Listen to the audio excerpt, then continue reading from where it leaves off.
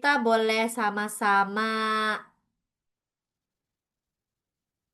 coba ya, aku mau kita sama-sama mikir, ada nggak hal-hal yang kita di awal tahun nih, kita udah tetapkan resolusi-resolusi gitu loh, ya. Terus apakah itu masih berjalan sampai dengan sekarang? Hal-hal yang kita udah ngomong, "Wah, kita pengen gini nih tahun ini 2025," gitu loh. Lalu ternyata misalnya apakah berjalan, apakah tidak berjalan? Di dunia, di seluruh dunia sudah ada research ya, maksudnya diambil polling ya. Yang usaha yang quite booming di awal tahun itu di Januari adalah usaha apa? Coba tebak. Gym. Gym. Yeay, bener. Emang pinter ini dua ya. Ya, semoga kita sukses. Amin dalam nama Yesus. Terima kasih semuanya. Amin. Iya, di Januari itu usaha gym loh yang paling meledak dia punya omset. Tahu nggak kenapa? Karena semua orang pengen nge-gym di awal tahun ya. Pengen mulai olahraga, pengen begini dan begitu ya. Kayak Doraemon, aku ingin begini ya kan. Aku ingin begitu, tapi nah biasanya katanya setelah bulan Maret itu menurun. Tingkat kedatangannya itu langsung turun drastis. Kenapa? Ya, coba tanyakan kenapa, why gitu ya. Ternyata ada hal-hal yang keinginan saja yang kita tetapkan, keinginan kita itu tidak bisa berjalan dengan baik. Nah, ini juga yang aku lihat fenomena yang terjadi di antara kita ya. Seringkali apa yang kita pengen lakukan, kita kayaknya udah oh mau nih gini gini gini gini gitu ya. Misalnya ngomong mau bertumbuh ya misalnya. Mau dimuridkan ya, mau hidup sehat ya, mau mau apa lagi? Mau deh, mau hidup berkomunitas deh gitu ya. Aku nge-freeze nggak? Enggak ya? Oke. Jadi terus tapi apa yang terjadi ya, keinginan hanyalah tinggal keinginan. Nah, bagaimana caranya hari ini aku mau kita sama-sama, karena menghadapi juga masa teman-teman banyak yang, masa transisi ya, masa perubahan-perubahan, masa di mana kita juga ngalamin challenges ya. Ini juga termasuk untuk secara korporat juga kita ngalamin challenges, lalu kita, eee ada shifting-shifting ya, ada juga, mmm, mmm, liburan ya, ada teman-teman juga yang liburan. Nah, ini bagaimana menjaga agar kehidupan kita itu keep on track gitu, terus pada jalur yang seharusnya. Dalam hal ini jalur ini pasti kehendak Tuhan kalau kita ya. Kalau kita ngomong di sini ya, karena kita berkumpul sebagai satu gereja Tuhan yang kita jadikan fokus pembicaraan kita pada malam hari ini adalah firman Tuhan. Tentu bagaimana kita bisa keep on track di dalam kehendak Tuhan. Nah, untuk sehat, untuk kita terus bertumbuh, untuk kita misalnya, berkembang, apakah kita melakukan segala sesuatu yang kita tetapkan, itu semua baik dan itu sesuai dengan kehendak Tuhan. Nah, kita boleh coba, ada nggak hal-hal yang sebenarnya kita udah mulai nggak on track nih sekarang? Makanya kan banyak ya, teman-teman juga yang mulai cerita misalnya, "Aduh kok aku kayak nggak ada passion-nya gitu, kayak aduh malas gitu ya, bosen." Nah, atau kalau enggak, kayak nggak ada motivasi hidup, apa ya bahasa kerennya kalian ya? Kayak nggak demotivated, nah tuh kata-katanya tuh. Dep. Banyak ya heeh, demotivated gitu ya, demot-demot, nah pada suka ngomong tuh demot-demot gitu ya. Jadi, itu kok bisa sih? Padahal sih harusnya kan kalau kita tinggallah di dalamnya ya kan, oh oh ya kan, tinggallah di dalamnya. Pasti kita excited, kita berbuah, yang namanya berbuah pasti excited. Nah kita, what happened to us? Nah ini hari ini kita mau coba yuk balik lagi keep keep the track ya, keep on track-nya. Oke, sebelum mulai aku mau ajak kita semua berdoa ya. Bapak, kami berdoa malam hari ini biarlah Tuhan juga boleh berbicara bagi kami. Yang kami cari adalah suara-Mu Tuhan. Yang kami cari adalah firman-Mu.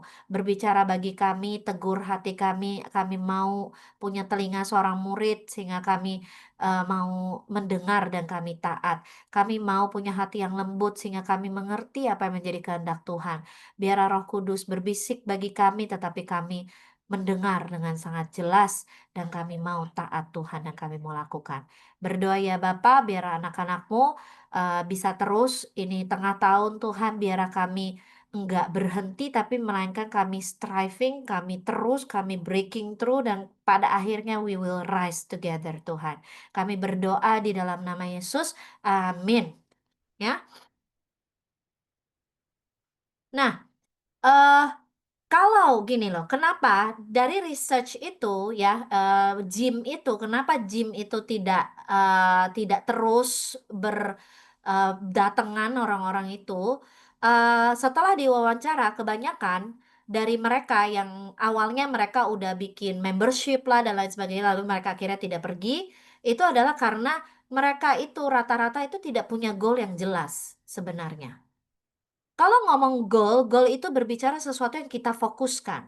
Berarti gini, kalau kita tidak punya eh, goal atau sesuatu yang kita fokuskan, itu kita akan lama-lama kita nggak keep on track. Itu seperti itu. Mulai.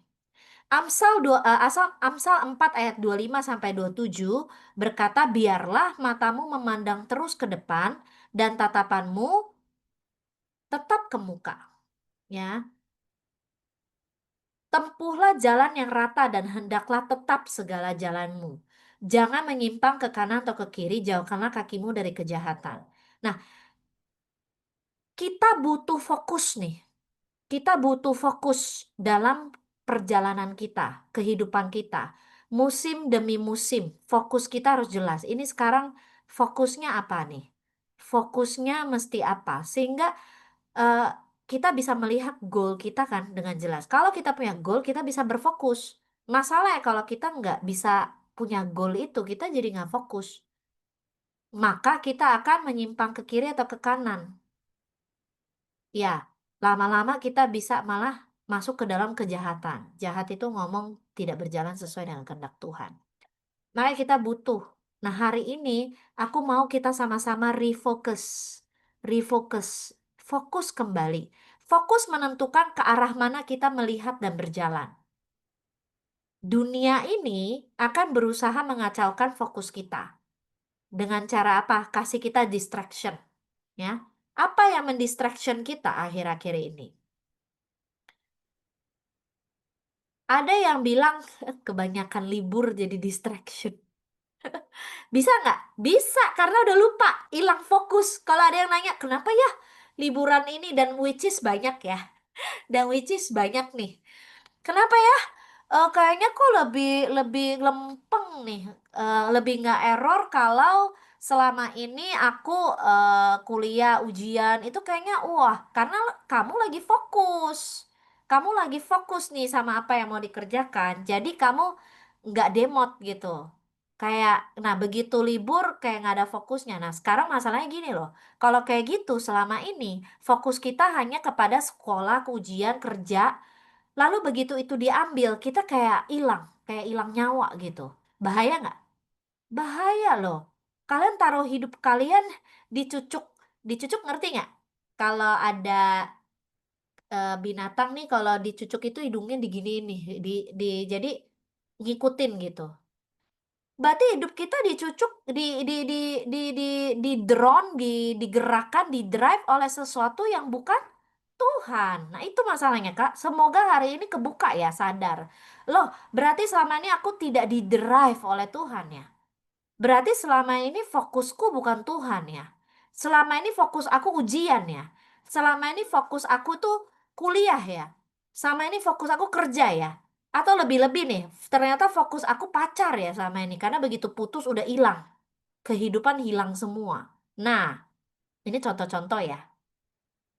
Apalagi misalnya, fokusnya apa? Usahanya. Begitu usahanya goyang, kehidupan goyang. Nah, ini merupakan ujian dan merupakan eh,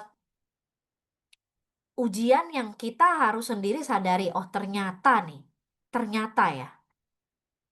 Nah, hopefully distraction-distraction ini nggak membuat kita eh, terus-terusan hilang fokus. Lalu distraction kita apa yang paling besar saat ini? Yang paling besar saat ini distraction kita adalah handphone. Handphone kita yang banyak jadi distraction. Aku belakangan juga gitu sih. Kemarin itu ya gara-gara gini loh, karena kita lagi ada program Girls Day Out ya. Aku jadi sering liatin contoh-contoh baju-baju gitu loh. Padahal pengennya ngasih tahu, cuma ya itu kurang bagus sih karena too much fokus ke sana gitu. I have to stop it gitu. Nah, kenapa handphone ini gampang? Ini ada handphone di tangan kita gitu. Handphone di tangan kita. Akses 24/7 ya. 24/7. Nah, itu akan mudah mendistract kita. Informasi yang kita terima banyak, grup kita banyak, eh, belum sosmed kita banyak dan segala macam. Overflow information itu bikin kita jadi nggak fokus. Membuat kita juga dangkal. Lalu distraction kita apalagi misalnya? Kekhawatiran, ketakutan. Siapa di sini yang lebih banyak khawatir sampai lupa yang lagi mau dikerjain apa? Bisa nggak? It happen. It happen a lot. Distraction causes confusion. Siapa yang pernah ngerasa begitu banyak distraction dan jadi bingung? Aku contohnya. Kalian kalau nggak ada yang mau aku contohnya ya. Ini aku terdistraksi banget dengan eh, calon-calon ART yang datang dan pergi silih berganti ya. Itu bikin aku kadang-kadang aku bingung nih, gue sekarang lagi ngapain nih ya, gue jadi bingung. Mbak datang pergi, sebentar datang sudah pergi. Aku jadi kacau schedule aku gitu ya. Iya, tapi I need to refocus lagi. Oke, oke, oke, oke, oke. Refocus nih sekarang aku mau ngapain gitu ya. Ya ada orang kan yang dancing with the flexibility ya. PSM termasuk orang yang dancing with changes. Dia sangat gampang gitu loh kalau ada perubahan-perubahan. Nah, tapi hati-hati dengan yang tidak mudah dengan perubahannya. Kayak lagi sailing di laut gitu ya. Berubah-berubah itu perlu nyesuaiin itu nggak otomatis. Ya, aku belajar sih respondingnya. Sekarang ya yang itu, distraction causes confusion. Aku baru curhat nih sama Yudit. Aku bilang, aduh, ini aku jadi bingung nih. Karena kan gini loh, tiap kali datang misalnya satu perubahan kita kan harus aku ya kalau nggak tahu kalian ya aku nyusun lagi nih, aduh ini sekarang prioritasnya apa nih, datang lagi perubahan, satu lagi kita nyusun lagi prioritas. Nah, inilah pentingnya saat teduh. Kalau kagak ada saat teduh, kapan kita nyusun kembali secara roh, jiwa dan tubuh kita align? Itu tuh makanya distraction apa yang kamu sedang alami saat ini? Kita perlu refocus, fokus lagi.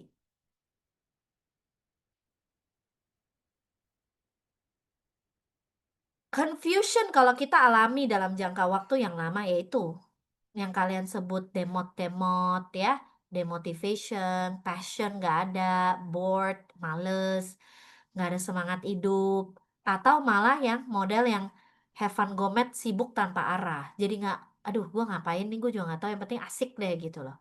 Nah itu juga confusion demi confusion. Satu saat kalau kamu nggak sadar tapi satu saat pasti confused, pasti confused. Makanya kita perlu keep on track, jangan sampai kita disimpangkan ke kiri dan ke kanan. Benar sekali ya Aaron ya. Oke, ayo makanya balik lagi, fokusnya ke kita apa. Oke, 1 Korintus 9 ayat 24 sampai 27. Kita baca ya, boleh ada yang baca? Ya, Aaron bacain dong, Aaron. 1 Korintus 9 ayat 24 sampai 27. Ada di PPT-nya. Yang TB apa yang bawah? TB, TB dulu. TB. Hmm. Tidak tahukah kamu bahwa dalam gelanggang pertandingan, semua peserta turut berlari, tapi bahwa hanya satu orang saja yang mendapat hadiah. Karena itu, larilah begitu rupa sehingga kamu memperolehnya. Tiap-tiap orang yang turut mengambil bagian dalam pertandingan menguasai dirinya dalam segala hal. Mereka berbuat demikian untuk memperoleh suatu mahkota yang fana, tapi kita untuk memperoleh suatu mahkota yang abadi. Sebab itu aku tidak berlari tanpa tujuan, dan aku bukan petinju yang sembarangan saja memukul, tapi aku melatih tubuhku dan menguasai seluruhnya, supaya sesudah memberitakan Injil kepada orang lain, jangan aku sendiri ditolak. Yes, thank you, Aaron. Yang Inggrisnya bolehkah ada satu orang juga yang membaca? NK siapa ya NK? Novi ya? Novi Kristiani. Kalau di sini ada Calvin Kristianto. Oke, Novi boleh baca nggak yang Inggrisnya? 1 Corinthians 9 verse 24 until 27. Boleh pass? Do you know that all the runners in the stadium compete, but only one receives the prize? So run to win. Each competitor must exercise self-control in everything. They do it to receive a perishable crown, but we are in imperishable one. So I do not run uncertainty uncertainly or box like one who hits only air. Instead, I subdue my body and make it my slave, so that after preaching to others, I myself will not be disqualified. Iya, thank you. Jadi di sini kita belajar bahwa kita itu hidup ini kan akan come to an end ya. All of us, kita pasti akan reach the end. Kita ini pasti akan menghadap kepada Bapa di surga. Satu hari kita akan menghadap. Jadi gini, kalau kita nggak on track, kita menyimpang ke kiri ke kanan, kita mendekat kepada kejahatan, apakah kita akan finishing well? Enggak. Dan kalian jangan berpikir bahwa enggak lah, it's just 1 month, it's just 1 summer, it's just 1 day, it's just a few days of laziness, it's just a week of boring situation. Enggak, kehidupan kita enggak seharusnya begitu. Makanya kita perlu menjaga diri kita sedemikian rupa seperti seorang yang sedang bertanding. Dan kita tahu price kita apa. Di sini aku mau bagikan 3C, 3C yang kita akan pelajari saat ini. Bagaimana kita keep our track, ya. Kita mau terus-terusan on our track. Jangan menyimpang ke kiri dan ke kanan. Yang pertama, Paulus mengajarkan agar kita melihat kepada hadiah. You harus tahu hadiahnya apa. It means a clear goal. A clear goal kita dalam kehidupan itu harus jelas. A clear goal means a definite aim. Kita perlu benar-benar lihat itu loh. Nah, seringkali kita itu ngeflow ya. Ikutin aja zamannya ujian-ujian sampai nggak tidur, nggak makan. Tapi nanti begitu tuh kita gas main atau apa. Jadi kita nggak ada aim yang jelas gitu. Sebenarnya kehidupan kita tuh mau apa? Waktu ini kita mau ngapain?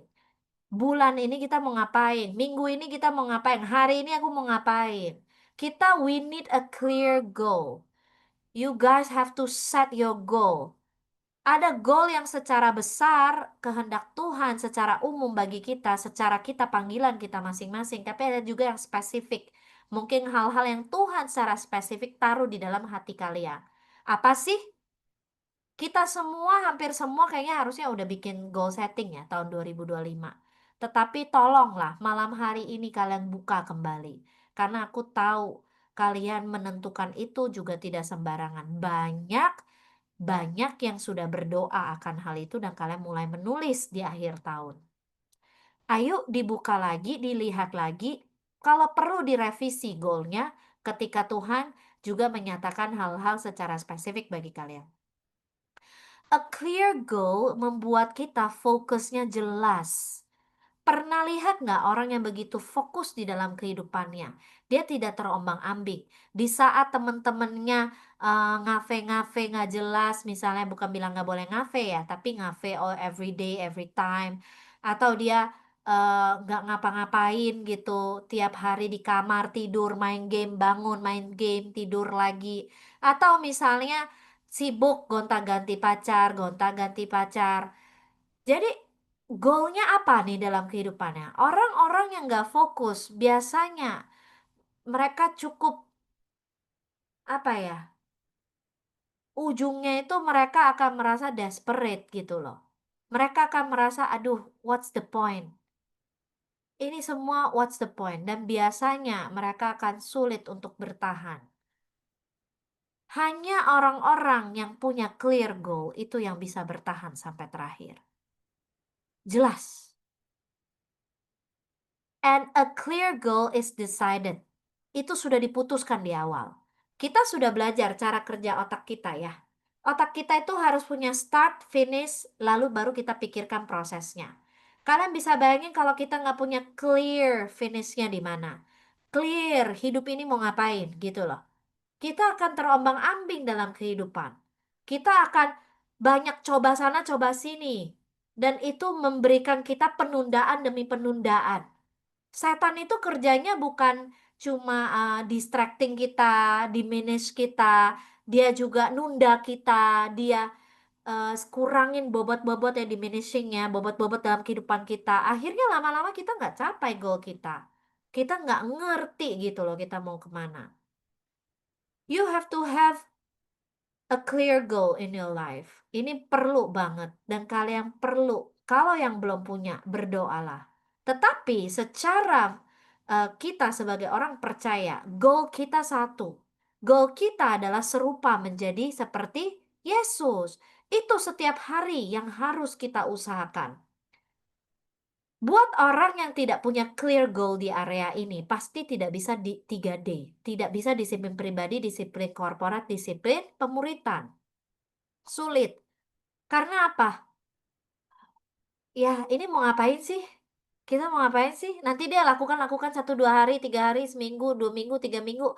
Terus, udah buat apa sih? Gitu loh. Karena nggak ngerti, ini goalnya mau kemana. Someday we will go back to heaven. Dan Tuhan akan tanya, kita ini sudah ngapain? Kita ini sudah hamba yang baik dan setia atau malah hamba yang jahat dan malas?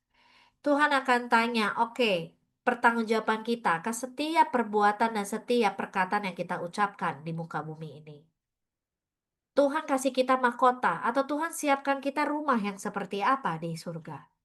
Seringkali kita nggak mikirin ini. Aku pun sudah lama tidak berpikir sejauh itu ya. Maksudnya kalau dulu iya, like I'm very excited about heaven. Lalu satu hari aku dengerin lagunya Phil Wickham yang baru ya, Homesick for Heaven.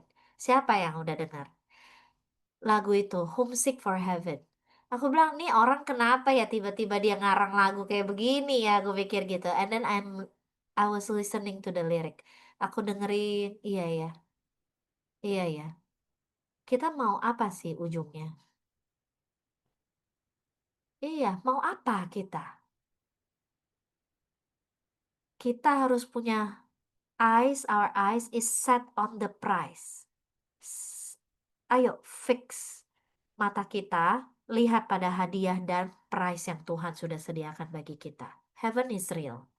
Heaven is real.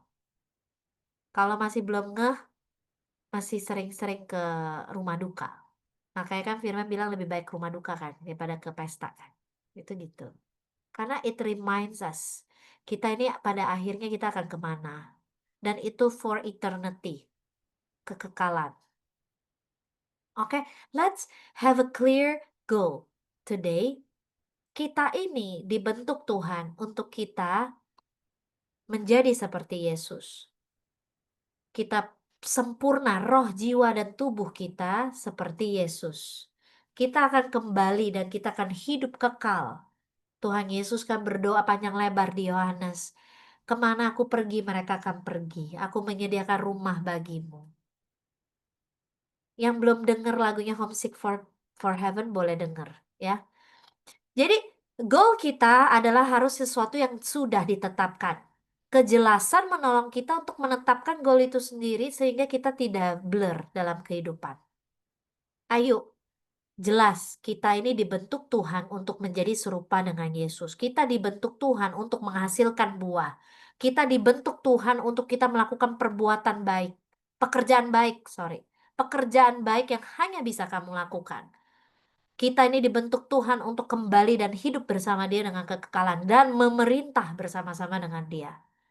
Ayo kita punya goal yang jelas. Untuk teman-teman, untuk hal-hal lain yang spesifik ya. Yang hal-hal lain yang spesifik. Contoh misalnya, kamu tahun ini have to work on your health. Ayo work it seriously. Clear goalnya apa? Tulis yang jelas, spesifik. Oke, aku harus capai body mass indexnya berapa misalnya gitu. Berapa kilo? Aku harus heart rate aku harus naik tiap hari, paling enggak aku berjalan 30 menit setiap hari.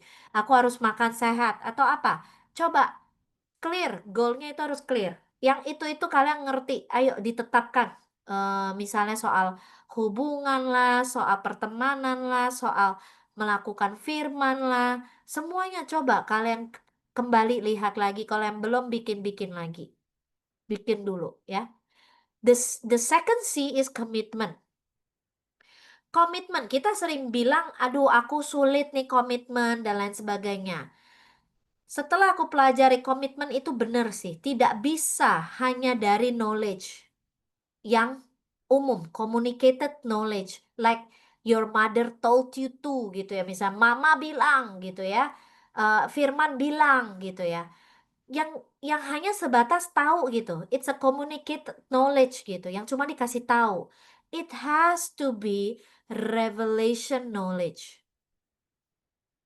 Sesuatu komitmen itu datang dari pengetahuan yang diwahyukan buat kita. Itu kita akan tek banget gitu. Oh, I get it gitu. Eureka, pencerahan. Itu sesuatu ketika komitmen dibuat dari revelation knowledge, maka komitmen itu kita bisa pegang. Nah, seringkali kita komitmen yang kita bikin itu hanya berdasarkan komitmen yang kita tahu doang nih. Revelation knowledge and communicated knowledge itu kita bisa lihat contohnya itu di Adam sama Eve sebenarnya. Eve itu cuma di communicated knowledge, dia cuma dikasih tahu Adam. Sedangkan Adam itu revelation knowledge itu sebenarnya dikasih tahu sama Tuhan. Nah, kita harus ngejar knowledge yang datangnya dari Tuhan. Kita dapat merema. Kita dapat dianoyanya. So we have to seek for it. Makanya aku dorong, ayo kalau mau netapin goal itu jangan cuma kepengen itu di hati, tetapi melainkan itu kita doa baik-baik gitu. Seringkali kita tidak pernah memikirkan komitmen kita apa dan terhadap apa. Jadi kayak ya udah, oh ya katanya ini bagus, oke deh gitu. Ini bagus, oke deh, tapi kan nggak benar-benar jadi bisa jalan komitmennya. Komitmen jadi bukan komitmen sebenarnya, karena komitmen itu tidak bisa dijalankan dan dipegang. Nah ini loh, ini juga yang aku rasa kita perlu masing-masing punya waktu untuk memang mencari Tuhan dan kehendak Tuhan. Ini yang kita bilang ayo cari kehendak Tuhan. Karena gini, begitu kamu terreveal punya revelation knowledge itu, you know exactly what you have to do. Nah, yang bahaya adalah ketika kita tidak pernah mikirin ini. Udah, hidup itu tanpa komitmen. Hidup itu nggak mau terlalu punya komitmen apa-apa. Tahu nggak akhirnya yang kalian komitmenkan kepada di dalam hidup kamu apa? Hanya kebahagiaan kamu. Jadi ketika ada hal-hal yang nggak sesuai dengan kebahagiaan kamu, when things get harder, biasanya you let go everything. Ketika kita tidak punya kemampuan berkomitmen itu, sebenarnya kita sedang berkomitmen pada kebahagiaan kita sendiri. Makanya sering gini, waktu susah dikit, udah aku nggak jadi, nyerah deh, nggak jadi, udah komitmennya lepas. Dipercayakan sesuatu, enggak ah, aku nggak bisa lah terlalu ininya. Dah gitu. Nggak dilakukan juga. Nah ini sebenarnya you punya komitmen sih, tapi komitmennya terhadap diri kamu sendiri aja. Nggak mau. Yang kita mau cari adalah komitmen yang datang dari revelation knowledge. Yang datang dari suaranya Tuhan. Dari eh, pewahyuan daripada Roh Kudus.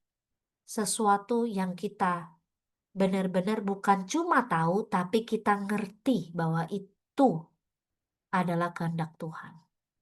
It needs more than just knowing it gitu. Ya aku tahu.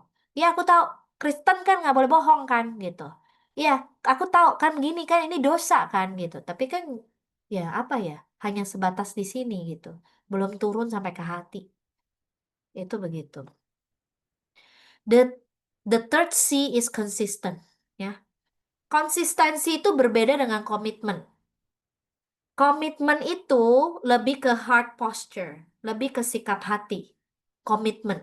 Makanya di dalam hati. Jadi kok komitmen nggak sampai ke hati itu bukan komitmen makanya. Apa namanya? Janji-janji palsu mungkin ya.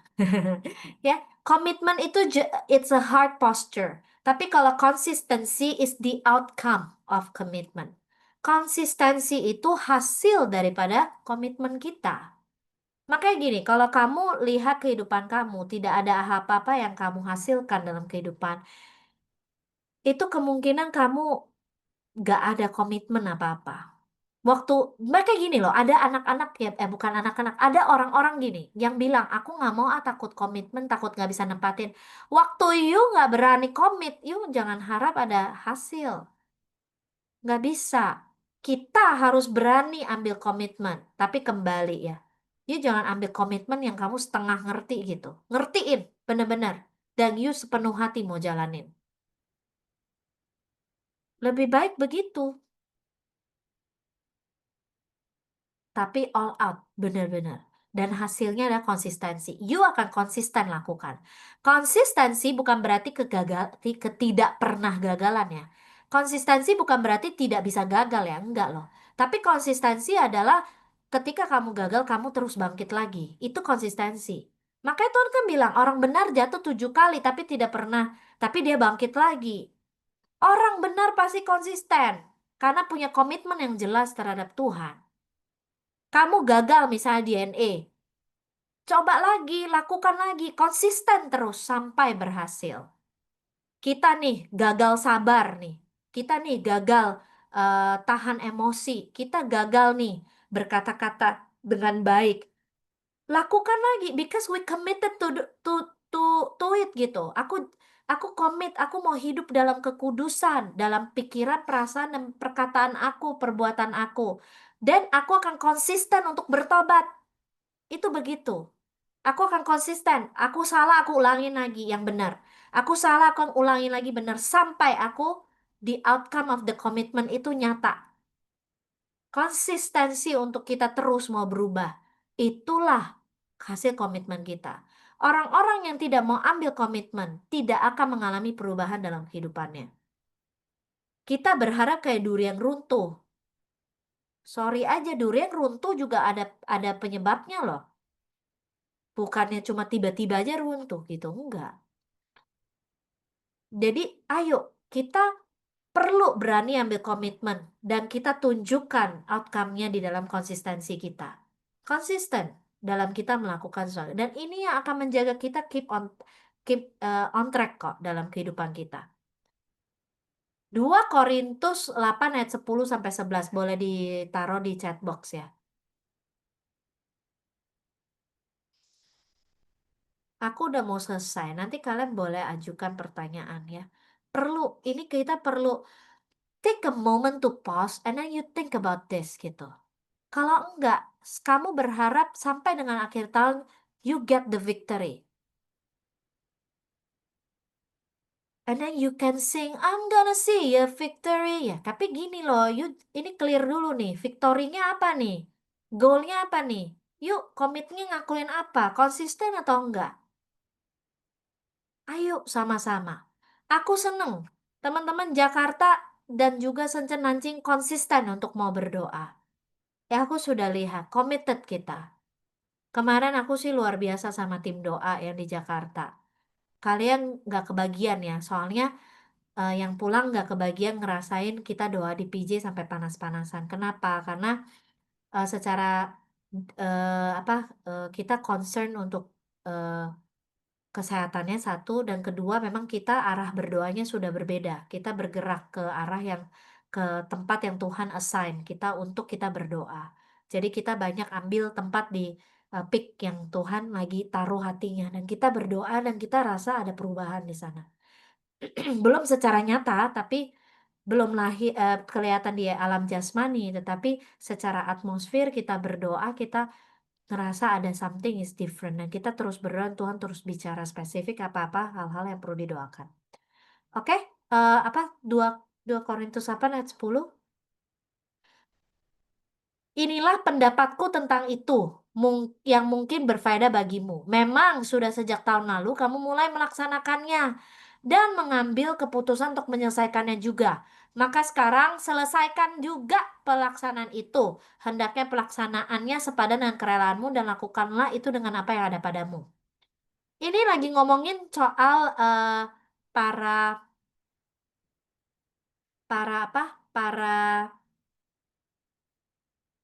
gereja di Makedonia itu memang lagi menderita, ya. Banyak yang mengalami kekurangan dan lain sebagainya. Jadi mereka lagi kesulitan, tapi mereka tekun dalam berbagi. Mereka tekun dalam pelayanan kasih. Di sini Paulus bilang, ayo finish it ya. Konsisten terus ya sampai akhir.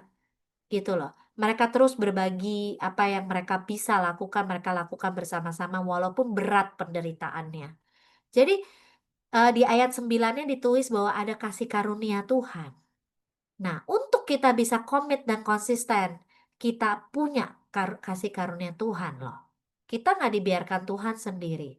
Tuhan bekerja di dalam kita melalui Roh Kudusnya untuk menolong kita. Jadi gini loh, jangan kalah sama gengsi, ya, itu distraction. Gue gengsi, gue udah DNA, gue udah komit, gue demi satu komitmen, tapi aku gagal terus. Coba lagi, kita ini bukan manusia yang langsung super kuat kok, enggak. Makanya kita itu perlu menjaga diri kita dengan disiplin. Disiplin itu menolong kita untuk on track terus.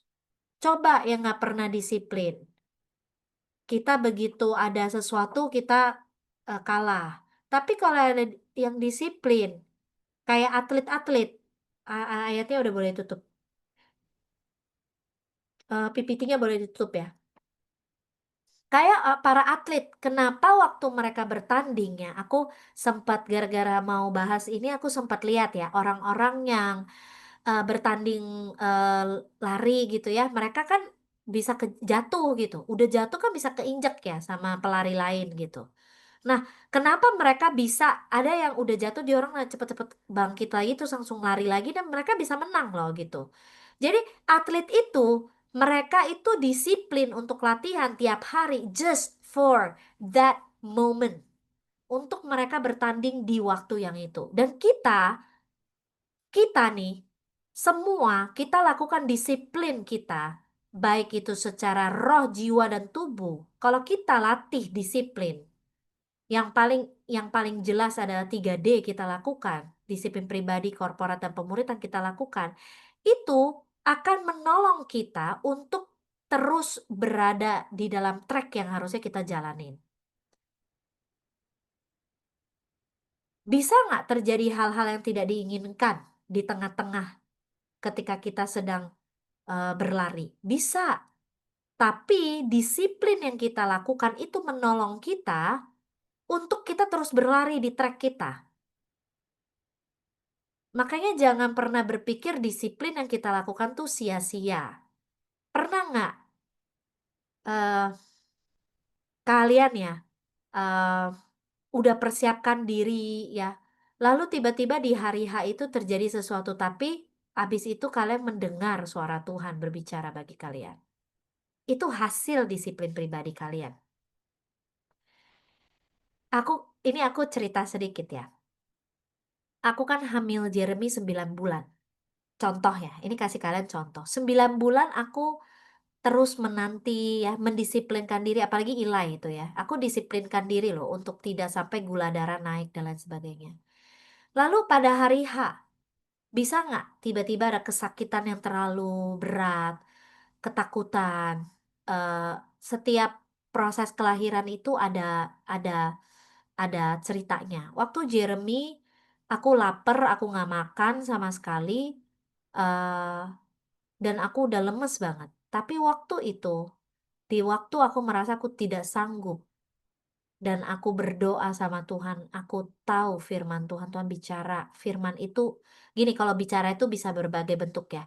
Yang satu itu adalah yang waktu itu ada Tuhan, Tuhan kasih aku hikmat. Badanmu kan badan wanita ya, pasti bisa. Aku yang bikin aku sempurna atau enggak ya, sempurna Tuhan. Oke, berarti bisa nggak? Bisa. Disitulah hikmat itu membebaskan aku dan aku bisa melakukan proses kelahiran. Tadinya udah nggak sanggup. Aku bener-bener kayak udah kayak nggak bisa gitu loh. Disiplin pribadi kita yang kita lakukan itu, kalian akan lihat hasilnya ketika masa-masa krisis. Kalian baru tahu, oh, dan kalian akan menikmati hasilnya. Makanya jangan lelah. Apapun yang kita lakukan di dalam kehidupan kita, kalian lihat, satu saat kalian akan menikmati buahnya. Kalau itu sesuatu yang baik, yang secara kalian konsisten lakukan, dan itu sesuatu yang baik, kalian akan menuai buahnya. Ada hasilnya. Tapi kalau itu sesuatu yang buruk dan konsisten kamu lakukan, kamu pun akan tuai hasilnya. Itu begitu. Ayo, kita masa-masa seperti ini, masa-masa shifting, transisi, ya, masa-masa di mana kita itu ada perubahan. Kita butuh jaga diri kita itu on track terus, on track terus. Kalau ke distract sebentar, buru-buru balik. Kalau kita menyimpang, cepat-cepat bertobat. Apapun itu. Ini nggak ngomong soal cuma doa doang, baca firman. Bukan. Ini soal semua. Hidup kita ini kan semua buat Tuhan. How you use your time. Itu juga kan hidup menurut kehendak Tuhan. Jadi bukan hanya soal doa, baca firman, dan menyembah. Ini nggak lagi ngomong sebatas itu. I hope kalian bisa broaden ya cara berpikirnya. So, let's keep on track. Mari kita jaga kehidupan kita. Kita lakukan 3 ini. Dan ini perlu secara regularly kita lakukan. Kalau kalian punya waktu saat teduh yang konsisten, yang cukup kalian bangun, sebenarnya ini kita bisa lakukan setiap hari dalam saat teduh kita. Emang kita lakukan. Kita bisa have a clear goal lagi. Fixing our eyes to the Lord, to the things that Lord said, to the promises of God. Kita terus pertajam. Kita punya vision of the goal. Make commitment from revelation knowledge. Butuh kita dengar dari Tuhan, dapat hikmatnya dari Tuhan, dapat pencerahannya dari Tuhan. And be consistent. Gak apa-apa, konsisten bukan berarti tidak pernah gagal. Tapi konsisten itu berarti you keep on trying. Not only trying, you train. Dalam masa training bisa nggak sekali waktu kayak kita kecelek gitu? Bisa, tapi kita teruskan. Latih lagi, latih lagi. Not only trying. Trying itu terlalu cetek ya. You train, training, latih. Di dalam latih itu bisa ada gagal, bisa ada miss. Tapi tetap kita latih sampai berhasil. Itu begitu. Ayo ya, keep on track. Kita let's keep on track.